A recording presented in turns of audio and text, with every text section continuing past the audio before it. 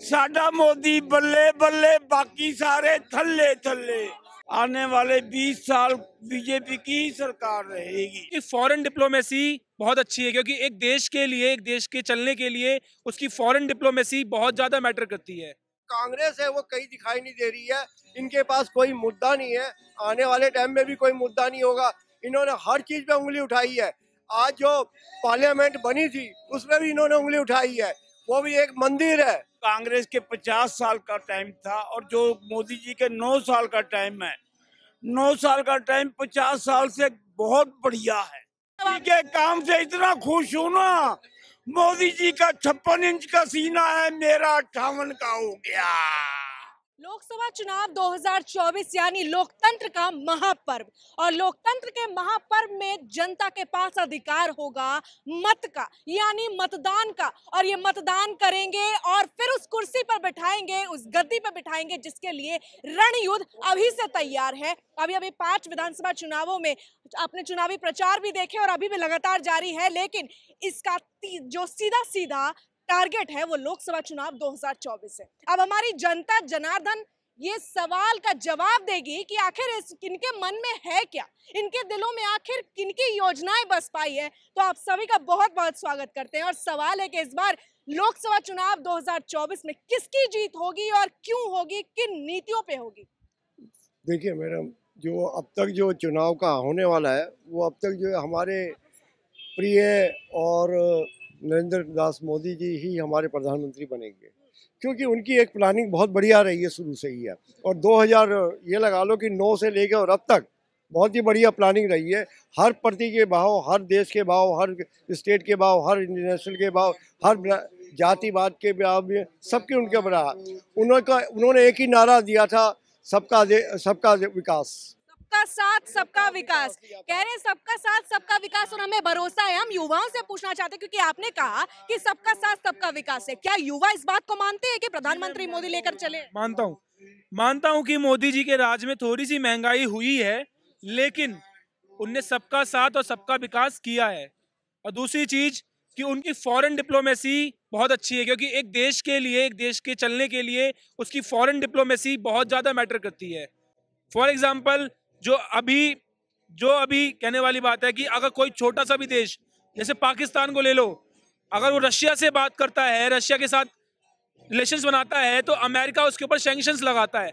लेकिन हमें देखिए, हम रशिया से वीट भी लेते हैं, हम रशिया से ऑयल भी लेते हैं, और फॉरेन जो हमारी रिलेशनशिप्स है वो बहुत अच्छे हैं।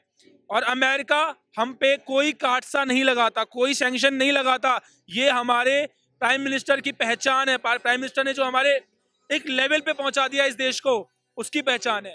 मतलब एक तरफ तो सबका साथ की बात हो रही है, तो दूसरी तरफ फॉरेन पॉलिसी की बात हो गई। अब सवाल उठता है कि हमारे जो मिडिल क्लास लोग हैं उनके लिए प्रधानमंत्री मोदी ने क्या किया।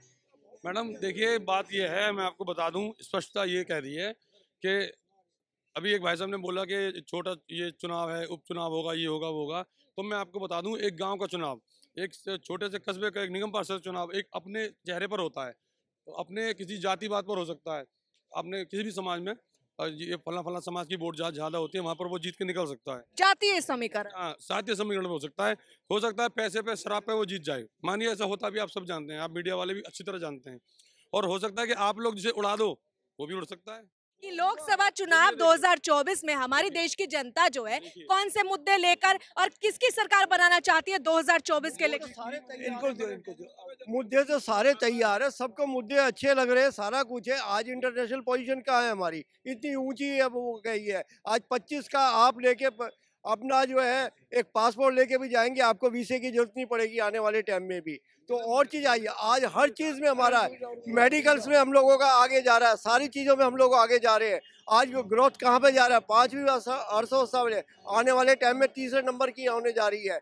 तो ये जो कांग्रेस है वो कहीं दिखाई नहीं दे रही है, इनके पास कोई मुद्दा नहीं है, आने वाले टाइम में भी कोई मुद्दा नहीं होगा। इन्होंने हर चीज़ पे उंगली उठाई है। आज जो पार्लियामेंट बनी थी उसमें भी इन्होंने उंगली उठाई है, वो भी एक मंदिर है, समझे ना, उसमें भी नहीं गए, उसमें भी इन्होंने झूठ सच बोला। तो आज हमारे देश की क्या पोजीशन होगी, ये आने वाली कांग्रेस उस मंदिर को भी नहीं देख पाएगी। आने कहीं ना कहीं कांग्रेस भरोसा खो रही है।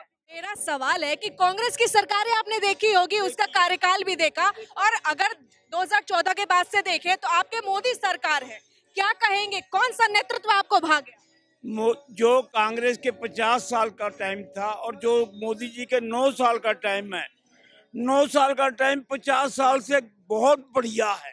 मतलब भारी पड़ गया। इतना विकास कर दिया मोदी जी ने, जो उन्होंने कुछ भी नहीं किया 50 साल में। आने वाले 20 साल बीजेपी की ही सरकार रहेगी। 20 साल कह रहे हैं, लेकिन राहुल गांधी तो कह रहे हैं कि इस बार 2024 में बीजेपी का कोई नामो निशान नहीं। राहुल गांधी कहाँ है? राहुल गांधी कहाँ है? आने वाले वक्त में मेरे बेटे चश्मा दूरबीन लगा के ढूंढेंगे, कांग्रेस दिखाई नहीं देगी इंडिया में। क्या बात कर रहे हैं, इंडिया गठबंधन बना लिया सरदार जी उन्होंने। अरे गठबंधन से क्या होता मेरे बेटे? गठबंधन से क्या होता? गठबंधन वो ठगबंधन है। सिर्फ मैं एक बात, आप उनसे बात करने से पहले मेरे सुन लीजिए। साडा मोदी बल्ले बल्ले, बाकी सारे थल्ले थल्ले। साडा मोदी बल्ले बल्ले, बाकी सारे थल्ले थल्ले। 1 2 3 4 24 में मोदी सरकार, 1 2 3 4 29 में बीजेपी सरकार, 1 2 3 4 हर बार बीजेपी सरकार। आपकी ऊर्जा देखकर मुझे लगता है मेरे दर्शक भी बहुत खुश हो जाएंगे। आपकी जो ऊर्जा है, ऊर्जा तो बेटे मोदी जी ने मेरे अंदर भर दी। क्या बात कह रहे हैं आप, मोदी जी से इतने प्रभावित के काम से इतना खुश हूँ ना। मोदी जी का 56 इंच का सीना है, मेरा 58 का हो गया।